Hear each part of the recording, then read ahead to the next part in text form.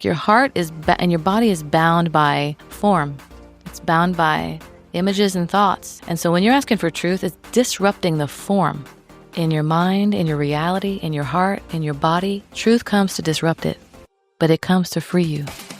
Welcome to the Soul Secrets Podcast. We're your hosts, Kirstin and Carli, where we open up our hearts to you in hopes that you'll open yours to ours. Tell them why we're here, Carli. Oh, I'll tell you. How about inspiration, transformation, of course, self-love, and fearless expression? We're going to share stories of triumph and tragedy and everything in between, what we've learned and what we've gained, and in hopes that it will help you along the way. Let me tell you something, y'all. We've spent a lifetime keeping it inside, and we finally realized that it's our time to shine and speak our minds. You know you're going to want to hear it. Stick around while we share our soul secrets. Welcome back to Soul Secrets, where we're going to tell you some nice little secrets about our soul and hopefully give you some information, tell you a little bit of secrets to help your soul. And the last time we were recording, we were talking about Carli and the 5 rings. She's the Lordess of the rings, so we see. And we were just kind of leaving off at, you finally getting married, getting that 5th ring. That 5th ring. Yeah. That 5th ring, and then thinking that ring was going to solve all the problems. That's right. Just started them all. Nothing really. like some diamonds and gold and platinum to solve your problems. That's right. Yeah. Sparkles. So anyway, and then basically you were saying how you had to have everything stripped away. I mean, finally after 20 years of marriage. Yep. 3 kids, grandbaby, all the things. You were basically just starting to rethink things. Starting to rethink. Yeah. And then when the divorce happened, it was like everything was just stripped away. Everything you knew, everything just gone, I knew, stripped to the bones. Completely gone. Yeah. So then you just had to look at what was left. What was left. I think That's it was right. like shedding your skin. More than that. And the soul was just exposed. And you were like, gosh. who the hell is this thing? Yeah. What is this? For sure. You had to re-find it. Everything exposed. Literally, if you can imagine your entire body vibrating in pain from the top of your head to the bottom of your toes, and your heart being wrenched out of your body when you lose your family, or at least the picture of what you thought it should be. Yeah. And did you recognize yourself? I mean, were you just like, who? I had absolutely zero clue about anything. Who you were. Nothing. What you were I didn't doing. know who I became. I didn't know who I was underneath it. I just knew that. You knew that you were unhappy. Yes, for and sure. Something had to change. For a long time. Absolutely. Yeah. And then, finally asking for truth, when it was 41. So that was sort of kind of like a switch that you flipped, and you were just like, I can't do this anymore. Just give me the truth, because I don't know what the truth is. Yes, and the truth revealed itself. Something has to show me the truth. Absolutely. And the truth did reveal itself. It was brought to me in 18 different ways. And I was like, is this real? Is this really happening? Dreams and visions and just in your face information. You weren't, woo-woo or anything. I mean, it's not like you were participating in witchcraft I was or anything. I was praying, going to church and that kind of thing. But right. But I mean, you weren't, you really weren't expecting it. Really. I was not expecting it because I never asked for it either. Well, I've never asked. Right. It's, you weren't, it's not like you were like, I'm going to do these tricks and all these things are going to happen. Sure. You were just like, I just want to know the truth. I just want to see the truth. You were on a path. You were on a hike to find the truth, like you were putting the hiking boots on. You're like, this is it. I'm going to find it, and sure enough, you got it. It came. Yeah. It came. And the beautiful thing is, that I had a limit. And believe me, I think most people who would have walked the path that I walked would have quit a long, long time before I did. And I carried the weight of expectation, the weight that a woman carries from an expectation put on her by something or someone else is just off the charts heavy. Yeah. Massively heavy. So once immediately I chose. And 6 weeks later, divorce was done. That was fast. Fast. Yeah. Quick, easy, fast. More truth was coming out. And I was like, whoa, this is a new relationship with truth I've never had before. How do I keep going in this truth? How do I have truth in my life? Well, and it's painful as well. I mean, truth is painful. Absolutely. It's wonderful, but it's painful. Well, I wrote a song about it, a lyric actually for a friend, and I put, "You can ask for truth to be revealed in your life. Get your heart ready, 'cause it's gonna be fire. Not gonna feel good releasing the lies." Okay, so if you can just think about that, like your heart is and your body is bound by form. It's bound by Right. images and thoughts.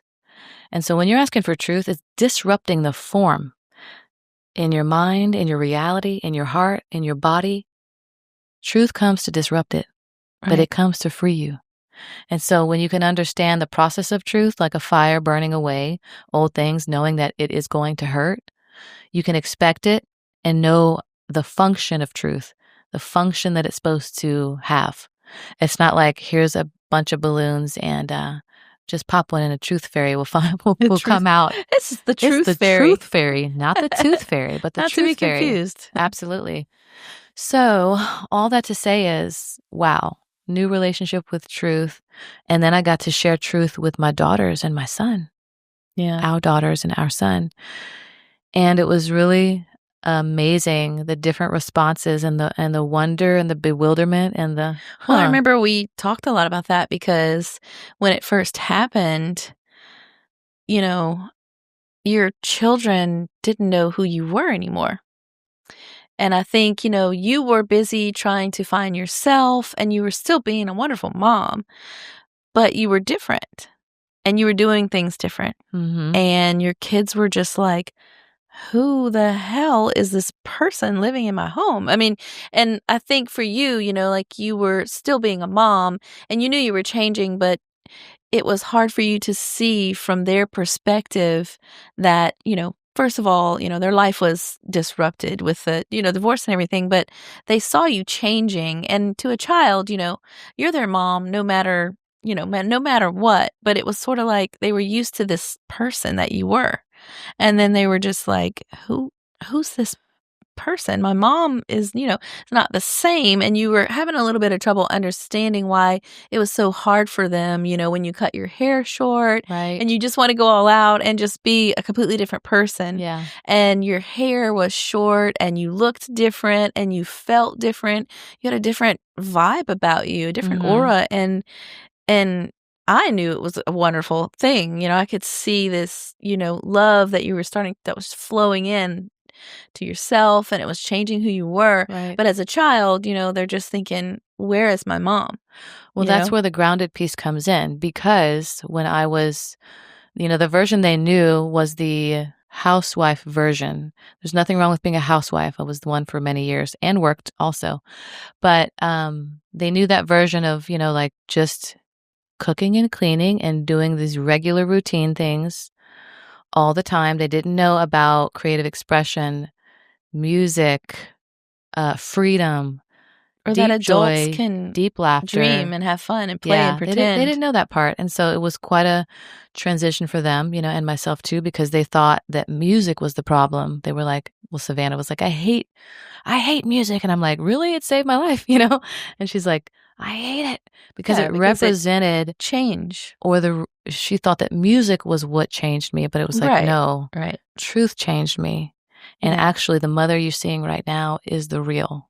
Right. The real. But in this transformation, in this process of going buck wild, making music, going to different events, traveling the U.S. on a 3-week teepee tour, doing so many just different things that I never did because my life was cut short when I got pregnant. So I didn't finish my childhood in a way.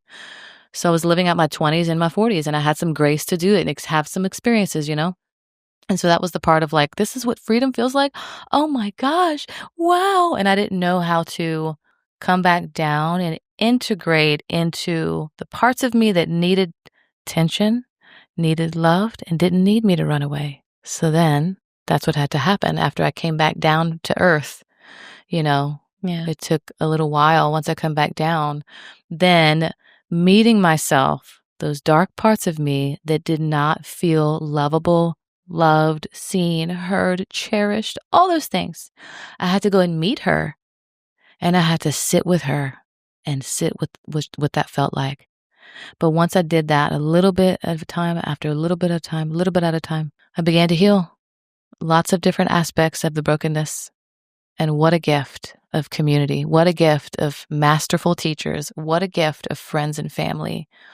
What a gift of the resiliency of my children that I could transform, stay steadfast, and reinvent on not only my behalf, but on their behalf, on their freedom's behalf, on their value system's behalf.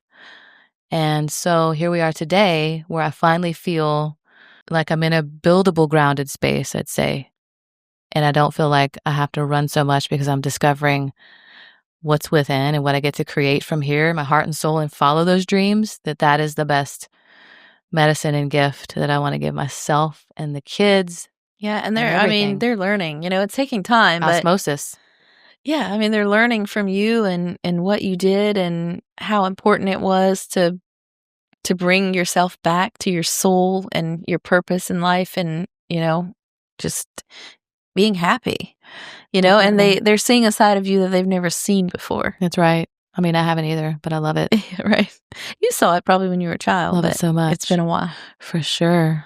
Yeah. Definitely. And I really think and I wanted you to tell the story because I really think there's so many people out there that can relate. For sure. To that. Yeah. And if so many people that gave up their happiness, their dreams, because society, family, religion, whatever it might have been, told them that what you did was wrong. That's right. Now you've got to pay the price. Yeah. This is how you do it. Right. You carry the load, not worthy. And I don't think anybody does that maliciously.